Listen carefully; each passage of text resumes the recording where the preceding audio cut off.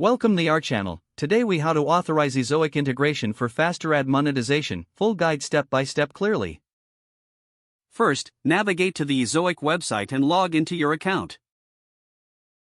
Once logged in, locate the integration section in the dashboard. Select the option for ad integration. Choose the method you prefer for integrating Ezoic with your website. If you have a WordPress site, select the WordPress plugin option. Download the Ezoic WordPress plugin from the Ezoic dashboard. Install the plugin through your WordPress admin panel. Activate the plugin to enable Ezoic features on your site. For non-WordPress sites, look for the HTML code integration option. Copy the provided Ezoic integration code. Access your website's content management system or code editor. Paste the Ezoic code into the header section of your site. Make sure the code is placed just before the closing /head tag. Save the changes to your website's code. Return to the Ezoic dashboard and follow any additional prompts.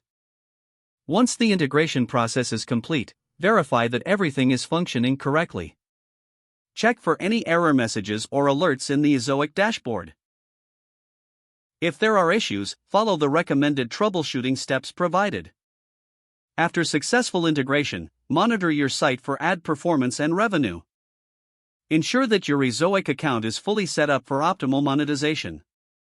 Now your website is authorized for Ezoic integration and ready for faster ad monetization. If the page does not load, refresh the browser or try again in a private or incognito window.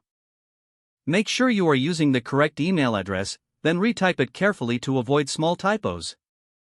If your password is not accepted, use the reset option and create a new strong password you can remember. Check your spam folder for verification or security emails, then complete any requested confirmation steps. Enable two-factor authentication if available to improve account security and reduce unauthorized access risk.